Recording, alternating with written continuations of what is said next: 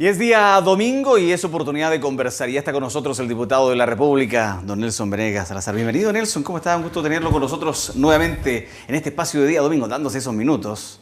No, para mí es un gusto estar acá, Enrique, saludar por supuesto a toda la gente que está en sus casas este día domingo ya, preparándose para otra semana laboral y siempre recordando este espacio. Yo tengo tanta historia aquí en este lugar, Sobre la Mesa, y me siento un poquito parte de la casa, así que es muy grato estar aquí nuevamente. Cuando era alcalde, ahora en este nuevo papel. Es que soy de acá, me gusta acá, aquí en este mismo panel. ¿Cuántas peleas tuve aquí, debate y todo eso? ¿Sabes cuánto? Fueron como 12 años que estuve en Sobre la Mesa.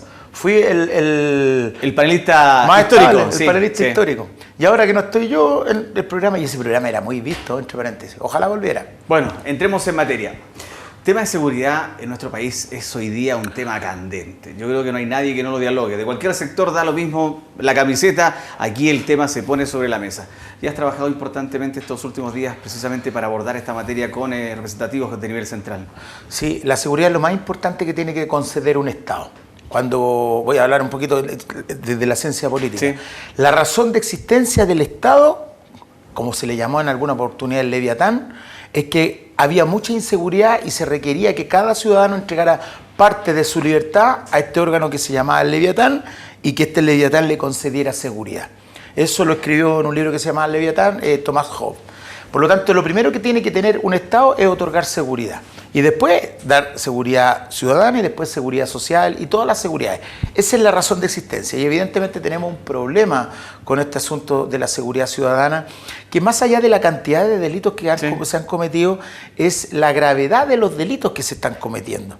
Y eso, seamos bien honestos, mira, uno podría decir que es por la despreocupación que existió durante mucho tiempo, que esa despreocupación detonó que no hubiera la cantidad de carabineros suficiente, que la indumentaria de los carabineros no era suficiente. O que después, el accionar que tienen ellos que se ha restringido. Después van a venir otros y van a decir, no, es que este gobierno lo ha hecho mal. Y entonces, si quieren que nos quedemos en esa, peleemos. Sí.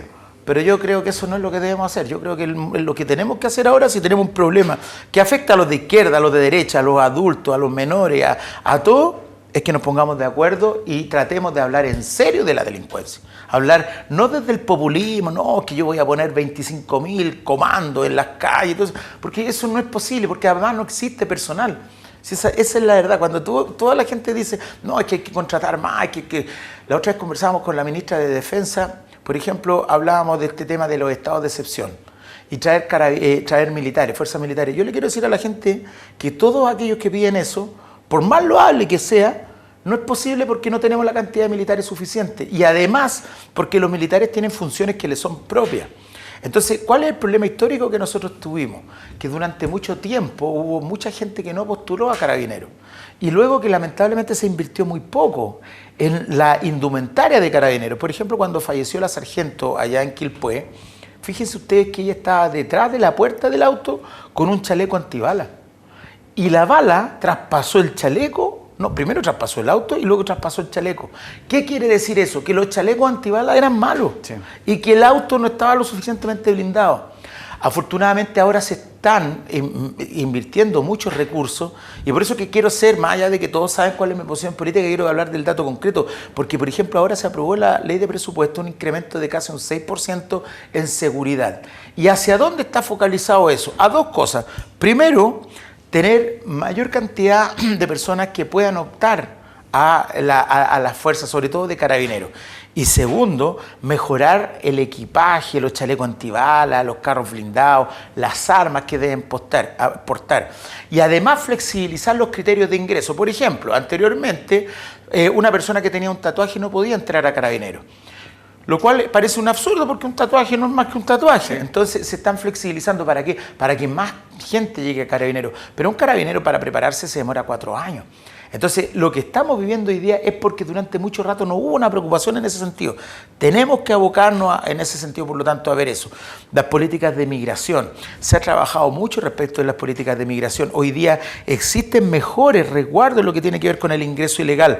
Pero tenemos que seguir. Y entonces, lo que yo estoy diciendo es que tenemos que hablar de seguridad, que es la primera demanda ciudadana, pero tenemos que hablar en serio. Porque si yo empiezo a politizar y decir, no, es que este no hizo esto. Y los de acá dicen, no, es que no están haciendo esto, lo único que vamos a hacer la típica pelea de políticos que la gente en sus casas no quiere ver. La gente quiere soluciones. Te escucho, Nelson, y a través de tus palabras me voy al foco, por ejemplo, del medio ambiente, que es muy similar. Reclamamos, hablamos, negamos, echamos la culpa, pero es un tema que tenemos que tratarlo. No sacamos nada con seguir echando la culpa que por esta razón, o por esta otra razón, o por esta otra razón. Si ya está la situación, y pasa esto con la seguridad. O sea, por ejemplo, tenemos muchos aspectos. En Chile no existe la cantidad de cárceles suficiente. ¿Ya? Por ejemplo. Sí. Y pedimos cárceles. Yo le pregunto a la gente, ¿qué pasaría si pusiera una cárcel en su comuna?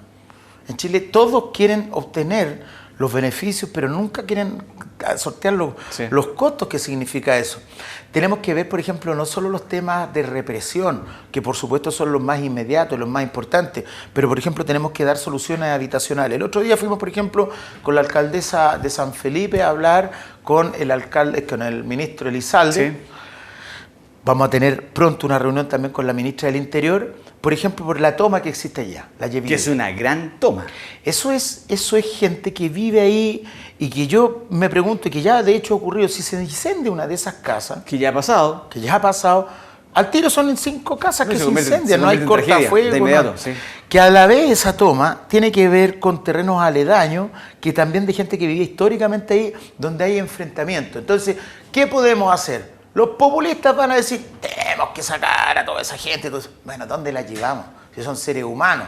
Entonces tenemos que ver una solución respecto a ese tema, una solución que sea por sobre todo humana, pero que también restablezca ciertos criterios. Entonces, ¿cómo se realiza eso? Si queremos hablar en serio. Bueno, el ministro Elizalde nos puso en contacto inmediatamente para agilizar los procesos que ya está llevando a cabo la alcaldesa y que yo lo había hecho con el ministro de Vivienda para la obtención de vivienda de esa casa, que hay gente que lleva 12 años esperando casa ahí. Entonces, San Felipe, a través de la alcaldesa, obtuvo, ahí también tuve algún grado de participación yo, 32 hectáreas que van a permitir dar solución habitacional a prácticamente toda la gente de San Felipe. El problema es que está un poco lento. Entonces, ¿qué es lo que hablamos con el ministro? Agilicemos eso para que con eso tengamos casas más ordenadas, para que constituyamos barrios, etcétera. Porque, insisto, hay que ser represivo, hay que tener mano dura, como dicen por ahí, pero también hay que generar condiciones de habitabilidad para que la gente, no por nacer en un lugar determinado, tenga que soportar los costos de vivir en un lugar que tenga un estigma. Hay que hacer mucho por la seguridad. Yo pudiera hablar mucho rato y evidentemente no es, este lugar no sería el espacio. Pero lo único que yo pido es que cuando hablemos de seguridad, lo hablemos en serio, no lo hablemos solo para ganar votos. Yo también, a mí me gusta ganar votos, yo no voy a mentir, pero hay cosas que requieren tomarlas con una frialdad y con un criterio a largo plazo. No irnos en la política pequeña. Y es porque esto está afectando a nuestra gente, y la está afectando, la gente se siente insegura.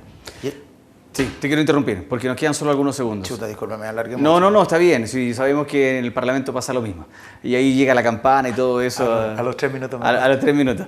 Estamos a días, a una semana para ser más precisos, de un proceso eleccionario.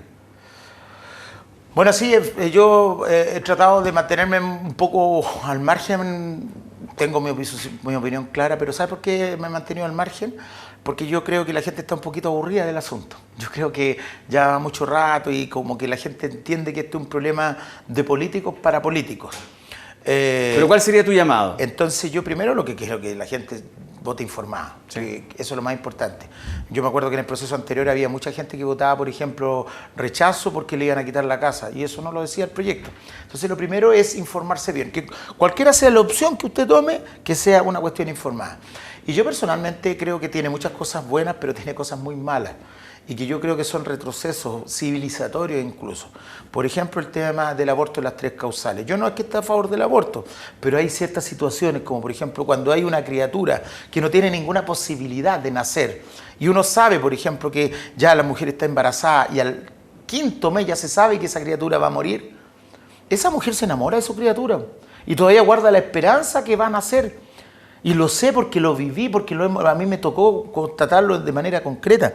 Entonces, esa es una tortura para esa mujer. Nosotros los hombres no vivimos esa tortura. La mujer va con la esperanza y al final nace la criatura inviable, muerta. ¿O qué pasa, por ejemplo, en el caso de yo que tengo hijas que violan a una hija? ¿Ah? Y de esa violación nace una criatura que es igual al violador. Es una tortura constante para la mujer.